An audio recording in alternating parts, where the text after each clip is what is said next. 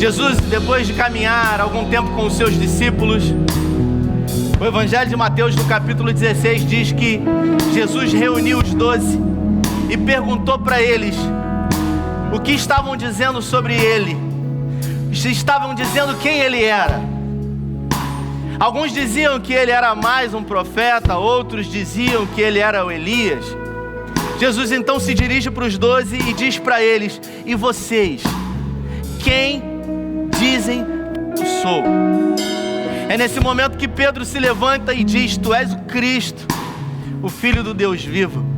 Jesus então se dirige para Pedro e fala para ele: Pedro, Simão, filho de Jonas, não foi carne nem sangue que te revelou isso, senão meu Pai que está nos céus. E ele diz que sobre esta pedra eu edificarei a minha igreja, e as portas do inferno não prevalecerão sobre ela. E ele diz mais, que entregaria a Pedro as chaves da igreja, e que aquilo que ligasse na terra seria ligado nos céus, e aquilo que fosse desligado na terra seria desligado nos céus. Eu tenho uma pergunta para você. Eu não sei quanto tempo você tem de caminhada. Os discípulos, eles tinham um pouco mais de 1 ano e meio com Jesus. Eu não sei quantos anos você tem de caminhada com Jesus Cristo nessa vida, nessa caminhada existencial, mas eu tenho uma pergunta para você nessa noite: quem você diz que Jesus é? Ou melhor, quem é Jesus para você? Quem é Jesus para você? Quem é Ele na sua vida? O que você pode dizer sobre esse Jesus na sua vida? Logo Pedro se levantou no meio dos 12 e ele disse: tu és o Cristo, o Filho do Deus vivo. Aleluia. Eu quero que você nessa noite declare quem é Cristo para você, quem é Jesus para você. Que Jesus, Ele nessa noite, agora, possa se manifestar naquilo que é uma necessidade na sua vida. Que a partir de agora você se entregue para Ele e você diga: tu és o Jesus que cura, tu és o Jesus que abre porta onde não há porta, tu és aquele que acalma o mar e a tempestade.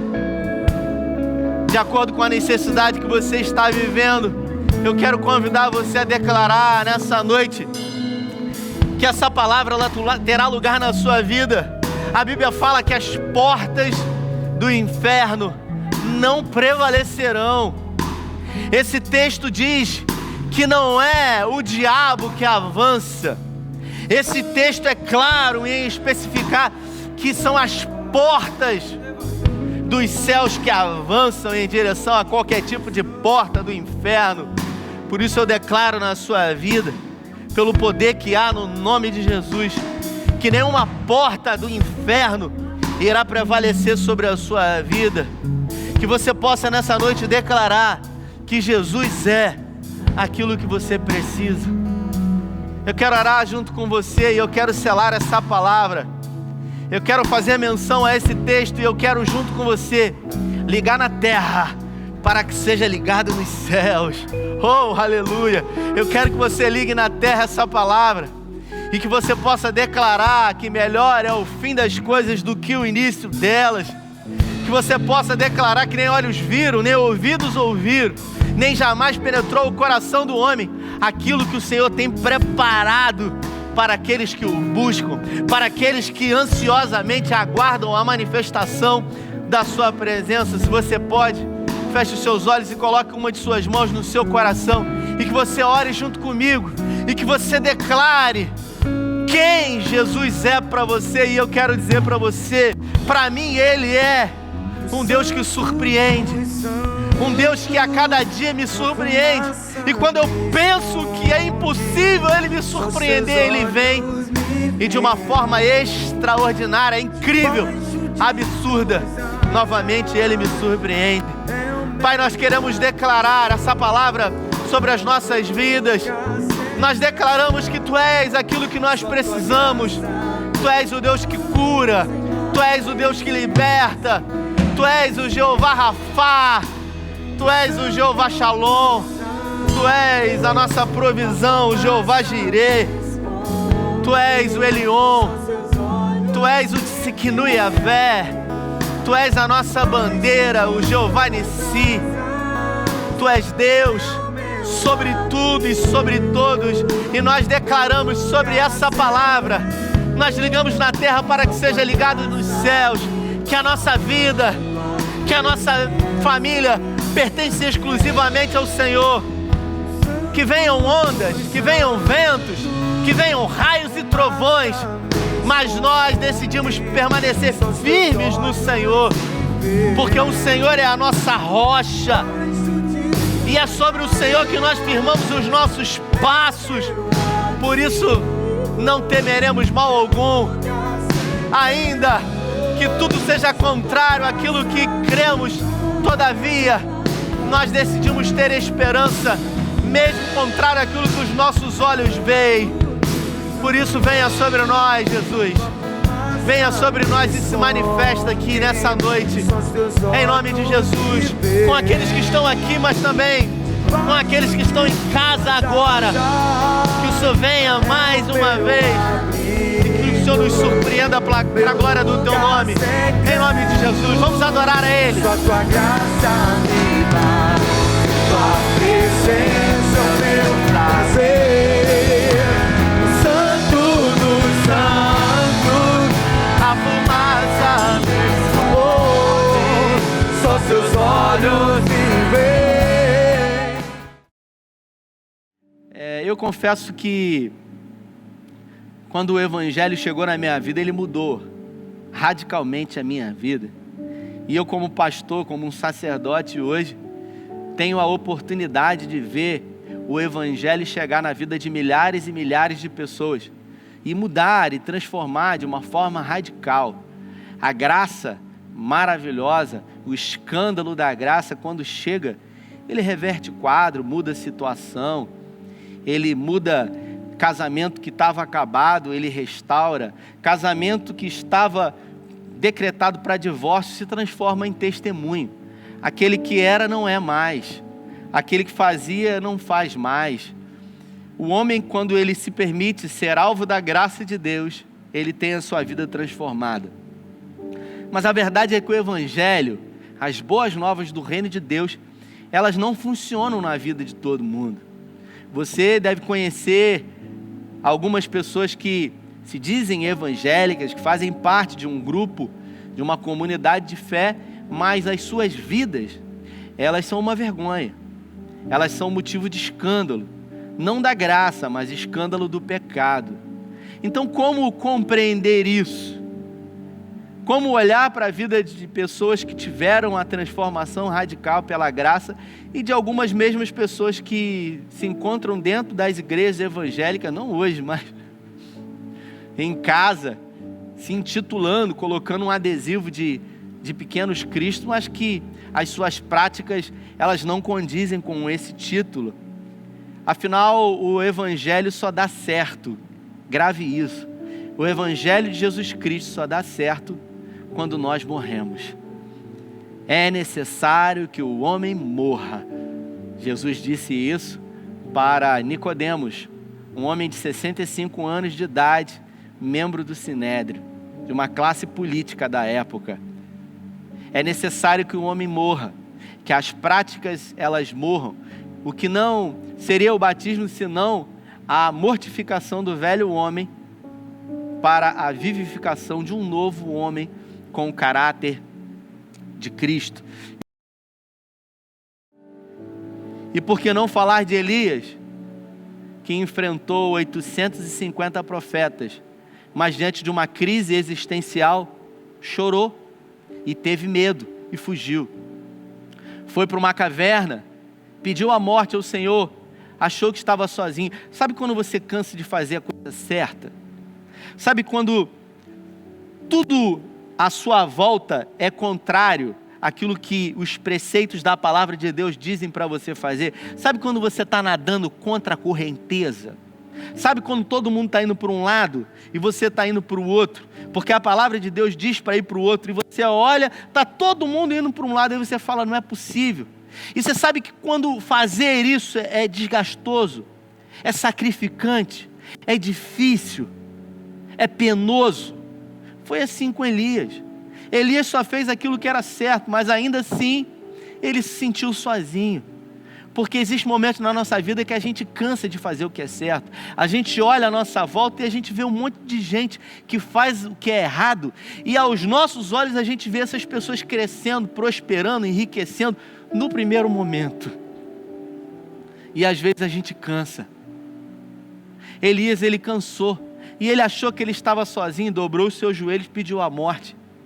E a Bíblia fala, quando ele pediu a morte, Deus falou para ele: ei, levanta daí, rapaz. Existem 7.000 profetas que não se prostraram assim como você. Eu e você pensamos somente que estamos sozinhos, mas nós não estamos sozinhos. Porque quem está com o Senhor é sempre maioria. Se o Senhor está com você, creia no que eu vou dizer para você. Você pode até ver todo mundo fazendo aquilo que é contrário àquilo que você está fazendo. Mas no final, com Jesus no barco, tudo vai ficar bem. Aleluia. E por que não dizer desse homem chamado Davi? Um dos principais reis da nação de Israel, o mais importante, o mais venerado de hoje. Se você olhar hoje, os judeus, não os messiânicos, eles veneram a figura de Moisés, eles adoram a figura do rei Davi como ninguém. Existe um templo em Jerusalém e lá está o túmulo de Davi, e eles ficam lá fazendo as suas orações. Eu estive lá, fiz alguns vídeos lá dentro dessa sinagoga. Essas figuras do Antigo Testamento, elas são veneradas. Davi, ele foi um dos principais reis que a nação de Israel teve, mas por um momento ele vacilou. Muitos olham para Davi e rotulam ele como aquele que matou o amigo e ainda ficou com a mulher dele. Mas Davi, ele não pode ser rotulado por apenas um momento. Afinal, ele foi muito mais do que um erro que ele cometeu. Assim como você que está me vendo e me ouvindo, que cometeu um deslize no passado, ou até mesmo há pouco tempo atrás, e que muitos já até te perdoaram, mas que você não se perdoa. Você não consegue se perdoar daquilo que você fez, daquilo que você cometeu. Deus já perdoou você e você carrega esse estigma de um erro que você cometeu. Quando Deus olha para Davi, a menção que ele faz não é de adúltero, não é de homicida, e sim homem segundo o meu coração. Aleluia. Eu vou perguntar para você, em algum momento da história da sua vida, você já afundou andando sobre as águas? No primeiro momento você teve muita fé, você começou a caminhar, mas os trovões começaram a fazer muito barulho, os raios começaram a acender em meio a uma escuridão, os ventos começaram a soprar de uma forma terrível, as ondas batendo no seu barco, você não sabia o que fazer e você teve medo. Em algum momento na sua vida você começou a afundar nessa pandemia, as portas se fecharam para você, as notícias na empresa eram que iam ter demissões, e o medo começou a dominar o seu coração. Você olhou para o seu futuro e você não conseguiu ver nada que não fosse insegurança e incerteza. Em algum momento, diante de uma atitude que você precisava tomar, assim como Elias, tudo que você conseguiu fazer foi fugir e até mesmo pedir a morte. Nem sempre andamos sobre as águas, nem sempre conseguimos romper em fé. Mas eu quero dizer para você que você não pode ser definido por um momento. Você é muito mais do que um momento onde os seus pés quase vacilaram. Você é muito mais do que isso. A vida de Pedro, ela foi totalmente transformada. Pedro, obviamente, passou por um processo radical.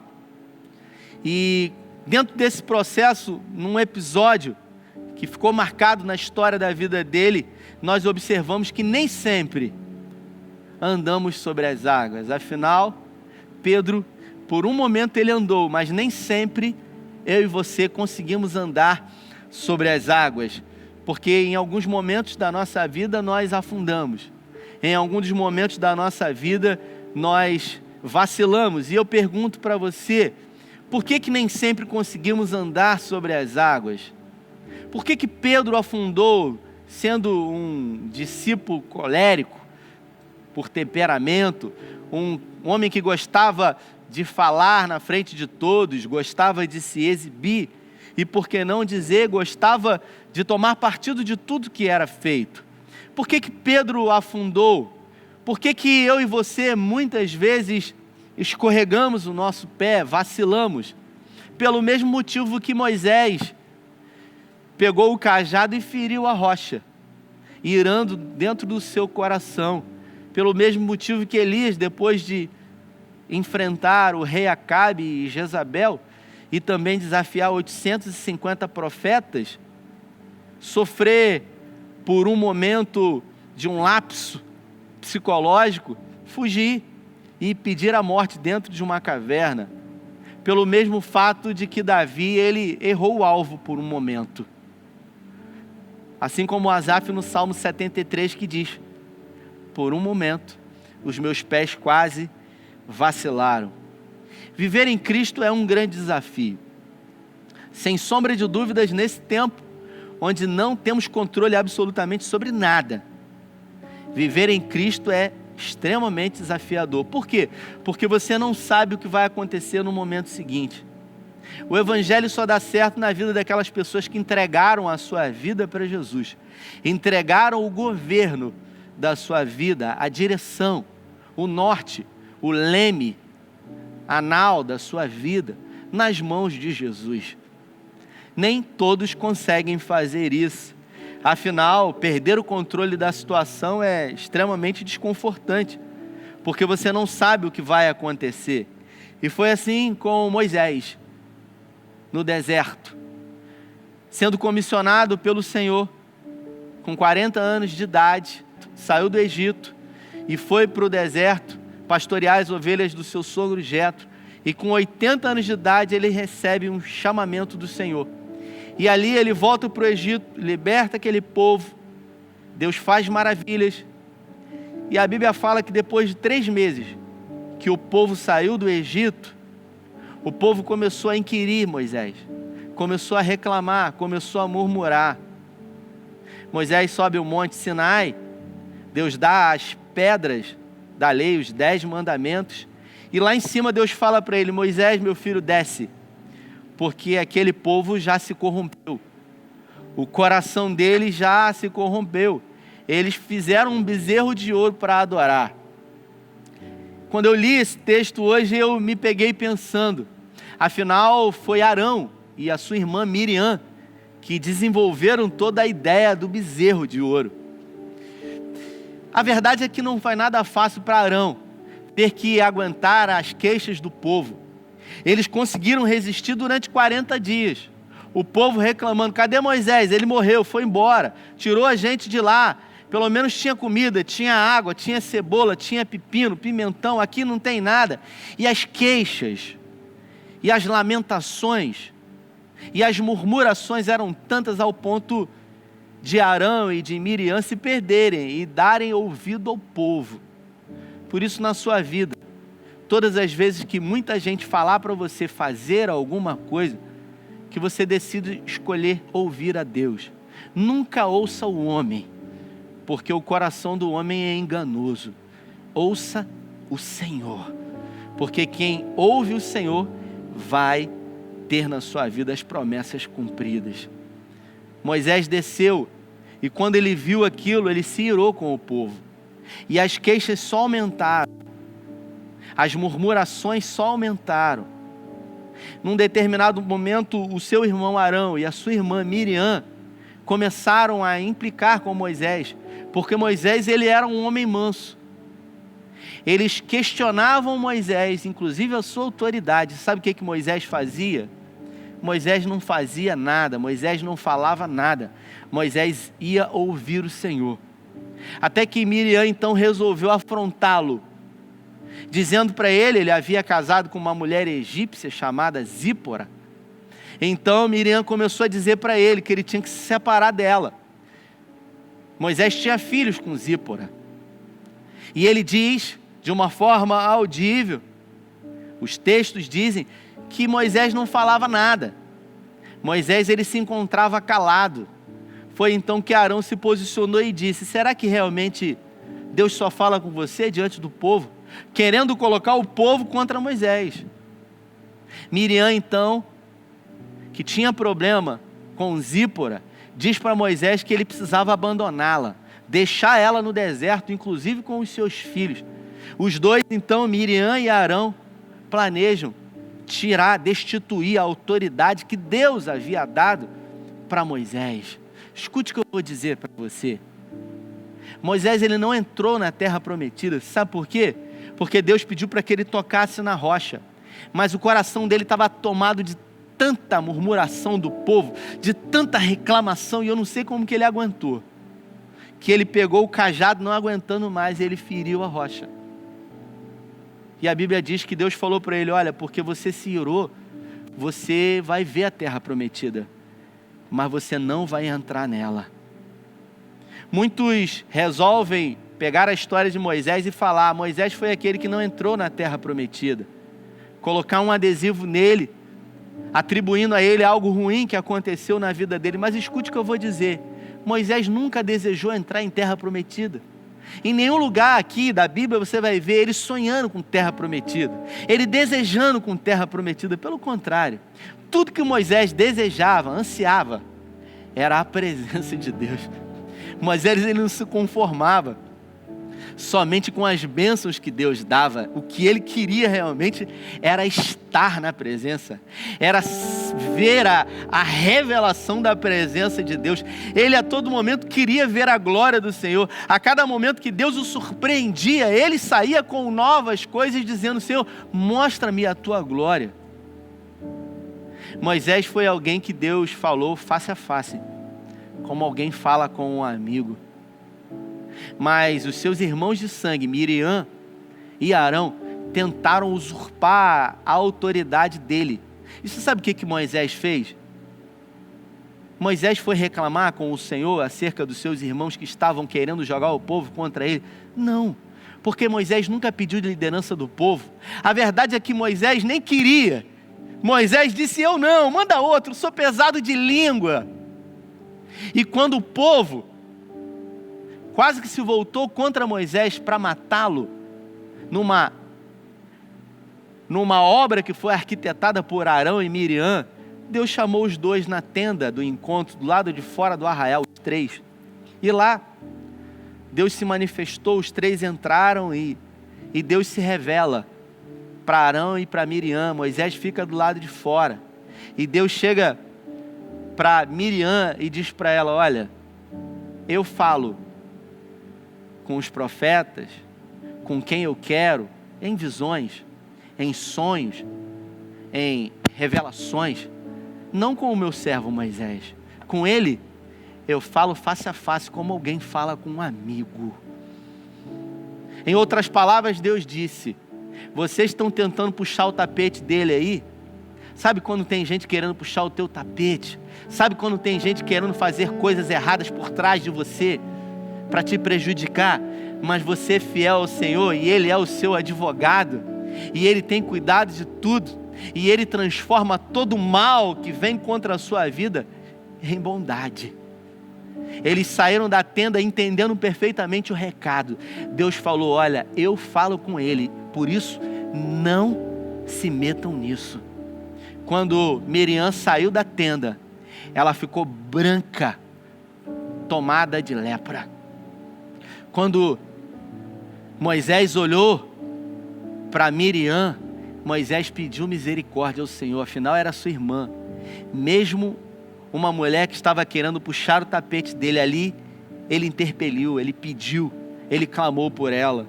E Deus então fala para ele: se o pai dela tivesse cuspido na cara dela, ela não ficaria com vergonha? Então agora ela vai ter que ficar 7 dias fora do arraial. Mesmo Moisés clamando por ela, Deus falou para Moisés: ela mexeu com você, Moisés, e quem mexe com você, mexe comigo. Esse é o nosso Deus. Observe que Moisés, ele tinha um carinho particular com o Senhor. Tudo que Moisés fazia, ele fazia para agradar ao Senhor.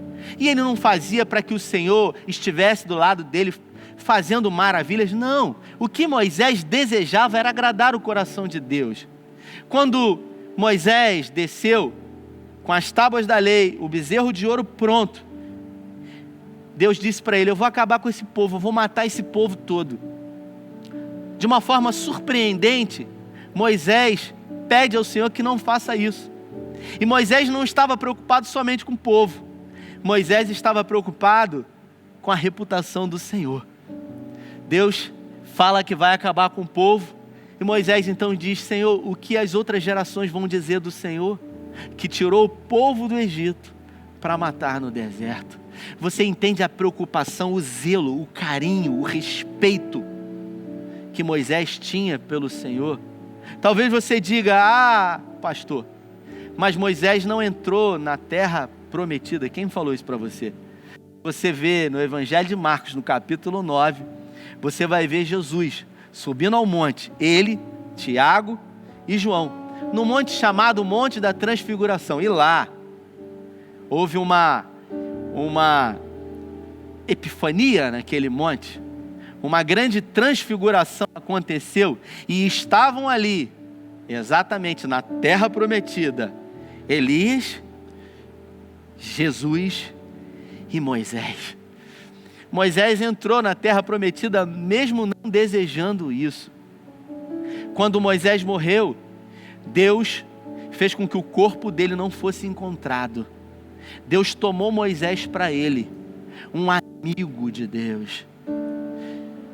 O convite que eu tenho para você nessa noite é para que você busque o Senhor, para tê-lo como amigo, como conselheiro, como socorro bem presente, como advogado. A Bíblia fala que Pedro, ele estava no barco com os 12 discípulos. Qual foi o erro de Pedro? O erro de Pedro foi ter ouvido o Senhor. Eles estavam do outro lado do mar da Galileia, haviam alimentado uma grande multidão. Jesus reúne os seus discípulos e dá uma direção. Jesus diz para eles: olha, atravessem para o outro lado. Jesus dá uma direção para que eles fossem a Betsaida, a Cafarnaum. E os discípulos então obedecem a Jesus. Entraram naquela embarcação. Sabe quando você obedece a Jesus e mesmo obedecendo a palavra, você vai para o meio de uma tempestade e você não sabe o que vai acontecer? Talvez antes dessa pandemia, tudo que você fez era o que era reto, era o que era certo, era o que era justo diante do Senhor. E de repente, por fazer o que era reto, justo e temente ao Senhor, você parou no meio de uma tempestade. E o mar começou a se levantar de uma forma bravia. As ondas começaram a bater na sua embarcação, na sua vida, na sua família. E você não sabe o que fazer. Foi assim com esses 12 homens, que foram para o meio de uma tempestade, porque decidiram obedecer ao Senhor. Isso nos ensina que às vezes obedecer ao Senhor também nos leva para o meio de uma tempestade. Mas se o Senhor deu uma palavra para que você avance mar adentro, é porque Ele tem o controle de todas as coisas. Mesmo que você não tenha mais o controle da embarcação, ei, escute, de uma forma extraordinária, Deus, Ele vai se apresentar, produzindo um milagre na sua vida. Já eram 3 horas da madrugada, as ondas batendo no vento, e eu quero que você entenda, não eram homens comuns, eram pescadores, eram homens experimentados do mar, eram profissionais da pesca. Pedro era um exímio conhecedor do vento, ele vivia ali nas embarcações, ele vivia rotineiramente há anos, atravessando o mar da Galileia. Ele já havia pego algumas tempestades na sua vida, mas naquele dia foi diferente. A Bíblia fala que ele teve medo. O coração de todos foram tomados de medo. 3 horas da madrugada, o momento de maior escuridão da noite. As ondas começaram a bater. Jesus do monte avista eles no meio do mar da Galileia, e ele começa a andar sobre as águas. Jesus, ele avança mar adentro, aquele mar de água doce, chamado Lago de Genezaré, e ele avança mar adentro, com as ondas batendo, com o vento, com os raios e trovões, e de repente todos ficam tomados do pavor, e Jesus, ele diz para eles: olha, não temais, sou eu. Pedro foi o único que disse: Senhor, se és tu, permita-me ir ao teu encontro. Muitas pessoas rotulam Pedro, dizendo que ele foi aquele cara que afundou, que pagou mico, que fez vergonha diante dos seus amigos. Mas eu quero que você perceba numa nova ótica. Enquanto todos ficaram atemorizados, Pedro foi o único que teve coragem. Pedro foi o único que disse: Senhor, se és tu, eu quero também viver essa experiência contigo. E ele andou sobre as águas. E por um momento, depois de andar sobre as águas, os raios, trovões, tempestades e ventos tiraram o foco de Pedro, e ele realmente começou a afundar. E a Bíblia fala, nesse texto que eu li, que quando Pedro começou a afundar, Pedro gritou uma frase: salva-me, Senhor. E o versículo seguinte diz: e imediatamente o Senhor o tomou pela mão. Aleluia.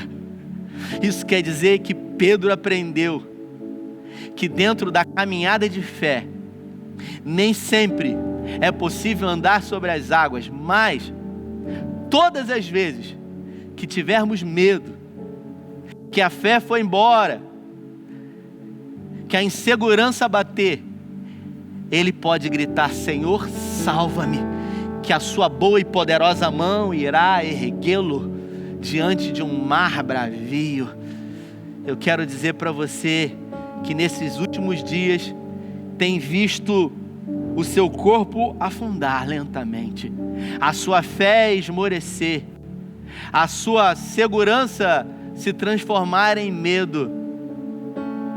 Existe uma frase que você pode gritar: Senhor, salva-me, que Ele virá ao seu encontro, porque o nosso Deus, Ele é socorro bem presente em meio à tribulação.